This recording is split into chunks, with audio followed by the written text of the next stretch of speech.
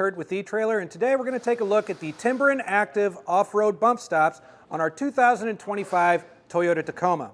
Now, if you've had any experience with these, or if you watch this video and have questions about them, go ahead and leave them in the comments below.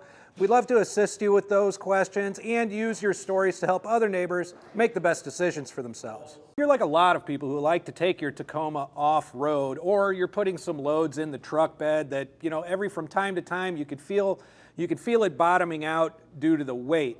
Well, the factory bump stop, as you can see here, is a pretty significant compared to others that are out there. However, the Timbren upgrade is going to provide much better protection and a much smoother ride for you. This is going to have a 4,800 pound weight capacity. It's going to compress really well under those heavier loads. And really, it's a very, very simple installation. As a matter of fact, it's a direct replacement. So stick around, we're going to show you exactly how we got these on our Tacoma. Installation will begin with removing the factory bump stop, which we're going to find back here right above our rear axle. There are 3 identical bolts. They will be a 12 millimeter holding on the bracket for the factory bump stop. So we're going to need to remove these 3 bolts located here, another one on the other side of the bump stop, and another one back here in the wheel well. Once we remove all 3 of them, we want to keep those bolts handy because we're going to reuse them to put up our new brackets.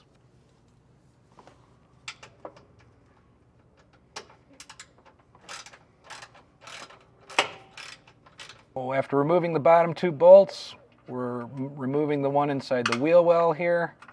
Now that we removed our factory bump stop, we've got our bolts here, our factory bolts that we're going to need to reuse. We're going to go ahead and assemble the bracket to our new bump stop. Now, one of the things to be noted on is there is a floating washer here inside of the spring. So as we're assembling it, we just want to make sure it's laying flat in there, that we can use the bolt to go through it. And because of that too, it can be easier to tilt your bracket this way. We're going to take our spacer block, our cap, and our bolt. We're going to go ahead and run that bolt through right there. Run the cap through as well. And we're going to do our best to get this on here without that washer going anywhere. And if we need to, just move it around. There we go. Now we've got all of that seated. Now, as far as holding that in to screw down our nut, it is a bit deep in there. So setting this can actually be a bit of a trick. So I took a 15 millimeter socket. I'm just going to stuff a shop towel down here just a little bit. This is just a little bit of a trick. I just want to get this set, and then I'm going to switch to the correct socket, which is a 14 millimeter, to get it tightened down. But for right now, I just want to start getting this threaded so it doesn't really have anywhere to go. So this can be a little bit tricky, might take a few tries, but this is really going to be the best way to get that set in there.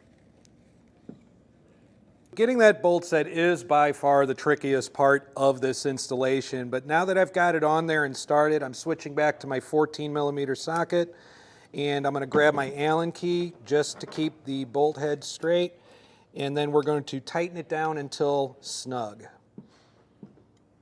I'm going to bolt these brackets in the same way. I am going to kind of just hand thread them for now. The bolt holes on the new brackets are an ovular shape, so there is some room for adjustment if necessary. So I'm just going to kind of tighten them down by hand a little bit first. Make sure that I get all these bolts in clean before I grab my 12 millimeter socket and tighten them down completely. The instructions don't give any kind of torque specification for this. It simply says to tighten everything down snugly. So, once you have all the bolts started, go ahead and grab your wrench and or your socket wrench and get them all tightened down as much as you possibly can. So that's really it for the installation. It is a direct replacement for your factory bump stop. So really, again, 3 bolts, take them out, remove, 3 bolts, put the new one in, done. We're going to repeat that same process on the driver's side, and then we're ready to load up and get on our way to the next adventure. I really hope that this video helped you out in finding some suspension enhancement for your Tacoma. I'm Kurt with eTrailer. Thanks for stopping by.